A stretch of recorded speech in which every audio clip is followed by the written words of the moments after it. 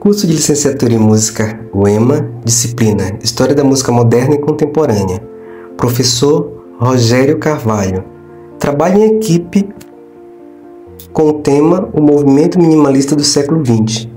Meu nome é Ricardo Weyland e vou iniciar falando sobre as origens e influências. O minimalismo nas artes começou nas artes plásticas, influenciadas pelo movimento de contracultura americana na década de 1960, como o hip hop, o movimento contra o racismo e o punk. No campo da música, surgiu como forma alternativa de oposição às correntes expressionistas como o atonalismo, o dodecafonismo e o serialismo. A partir das obras de compositores norte-americanos Lamont Young, Terry Riley, Steve Reich, Philip Glass e John Adams. No Brasil, o minimalismo pode ser identificado nas obras de compositores Gilberto Mendes, da Abertura, Issa, Rodolfo Coelho de Souza com a sua obra Eletrônicos e Marco Antônio Guimarães com a sua obra Xing. Eu deixo a palavra com o Adams, que falará no próximo tópico o tema desenvolvimento e as características. Obrigado, Ricardo, valeu. Gente, aqui é o Adams falando, dando continuidade. Então eu vou falar sobre o desenvolvimento e as características desse estilo. Então essa repetição incessante de padrões sonoros característicos do estilo torna a música minimalista, a gente pode dizer assim, uma jornada fascinante de sons que envolve o ouvinte em uma experiência de transe quase que hipnótico.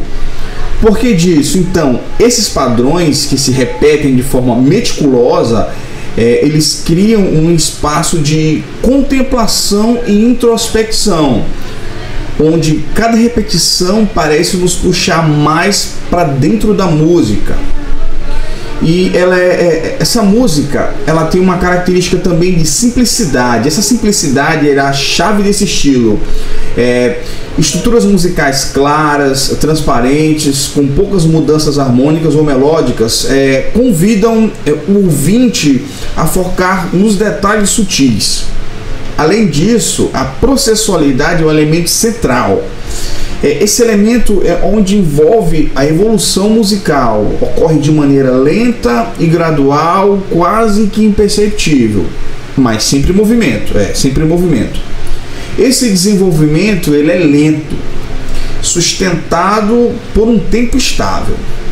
Um ritmo constante e regular, ele serve como âncora desse universo sonoro, ou seja, ele é a base, né? Então tudo isso é uma experiência que, ao mesmo tempo que é minimalista na essência do estilo, se a gente fosse aprofundar, ela é muito rica e complexa nas nuances. Então é isso, gente.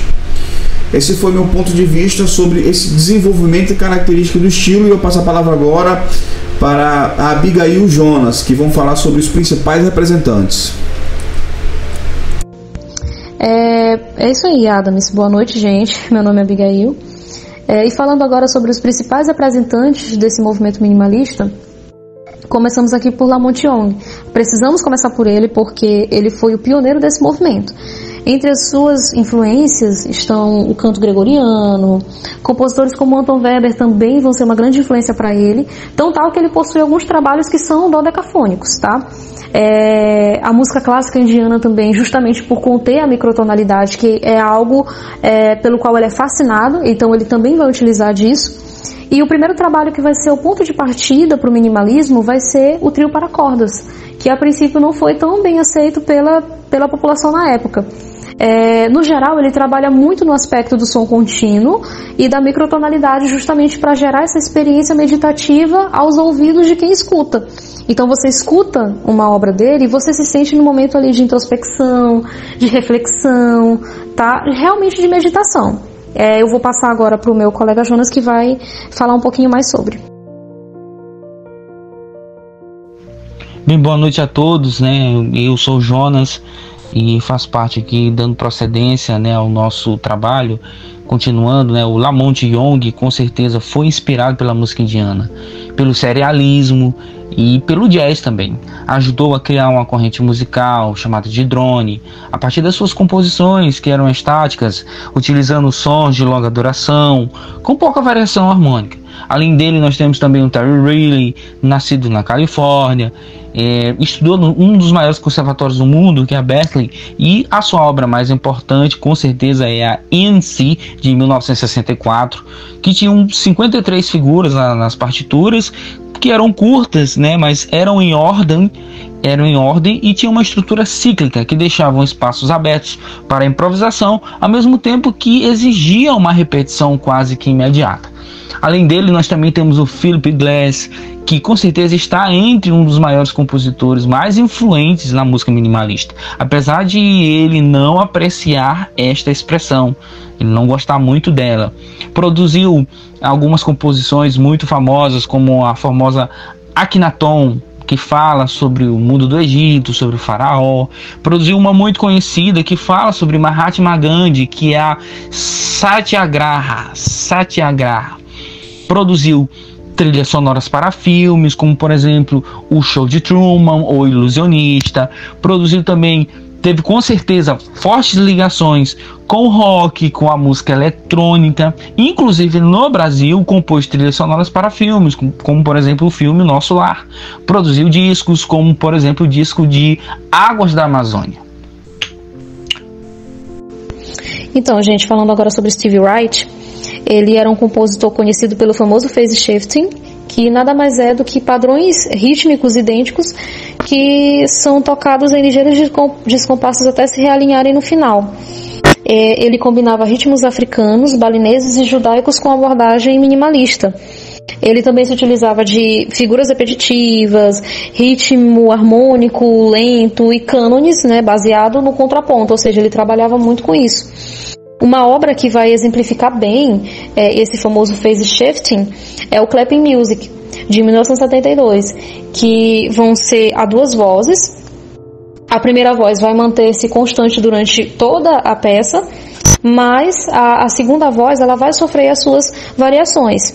Outras obras que vão também exemplificar isso é a Piano Phase, de 1967, que também a gente observa a presença dessas variações rítmicas, e Music for 18 Musicians, de 1976. E o nosso último exemplo é nada mais nada menos do que o xará do nosso colega Adams, John Adams, nascido em Massachusetts, e diferente dos outros ele vai ter um estilo mais lírico e expansivo, e as suas técnicas elas vão ser carregadas de um senso dramático e narrativo mais tradicional, ou seja, boa parte dessas obras elas vão retratar algum acontecimento de algum contexto histórico marcante, tá? Então, dentre alguns exemplos, nós temos Shaker Loops, Nixon in China, que vai falar sobre a visita de Richard Nixon à China. Temos Dr. Atomic, de 2005, que vai fazer referência ao projeto Manhattan, que, para quem não lembra, foi o projeto de pesquisa que resultou nas produções das primeiras bombas atômicas durante a Segunda Guerra Mundial. Temos também On the Transmigration of Souls, que foi uma peça escrita narrando os acontecimentos dos ataques das Torres Gêmeas do 11 de setembro. Né? Foi uma peça para orquestra, envolveu coro, coral infantil e uma trilha sonora pré-gravada. E ele bebeu também das fontes do jazz, pop e música eletrônica. Tá? Então é o nosso último exemplo aqui para fechar com chave de ouro. Oi, aqui é a Yasmin e eu vou falar brevemente sobre o impacto e o legado que o movimento minimalista trouxe para a música. Bom, primeiro que a concepção do movimento minimalista na música é de que a música é um processo e não uma obra fechada que é dada ao intérprete para ser interpretada por ele mesmo, né? Só ele tem esse domínio sobre a música, de interpretá-la. Além de ter influenciado, né, vários gêneros musicais, tais como o pop rock, a música psicodélica, a música ambiente, a música eletrônica, e tem influenciado artistas como o Moondog, o Julius Eastman e Brian Eno. Por fim, o movimento minimalista ele teve bastante impacto na música contemporânea, pois ajudou a quebrar barreiras, né, entre a música erudita e a música popular, trouxe também bastante versatilidade e novas possibilidades para a música, incluindo em trilhas sonoras de filmes, propagandas de publicidade, além da música de conceito. Agora eu passo a palavra para a Stephanie.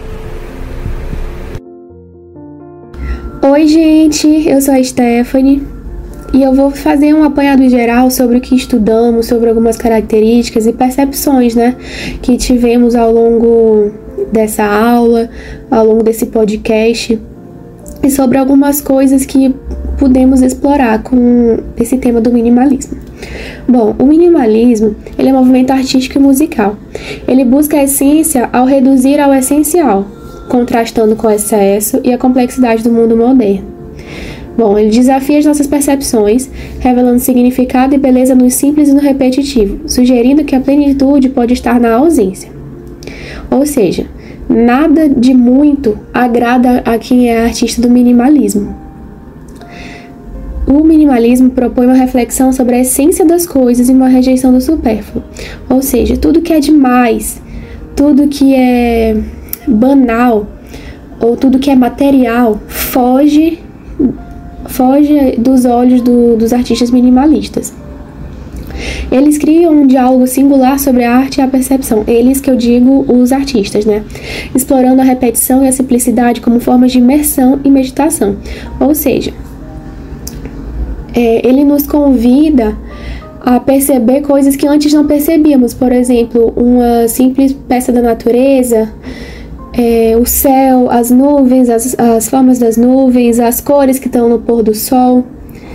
Na música, ele transforma a escuta em uma experiência ativa e contemplativa, desafiando narrativas lineares e proporcionando estados alterados de consciência. Bom, no minimalismo a gente consegue fazer realmente uma imersão, nos nossos sentimentos. A gente busca sempre se conectar consigo mesmo, em busca de entender as coisas simples da natureza, as coisas simples da vida, buscando sempre a plenitude, e isso nos leva também a um passo de um mundo paralelo, sabe? A gente consegue olhar coisas diferentes em perspectivas diferentes, apenas com as coisas simples. Bom, o minimalismo não é apenas uma estética, é um convite à introspecção e à celebração da simplicidade.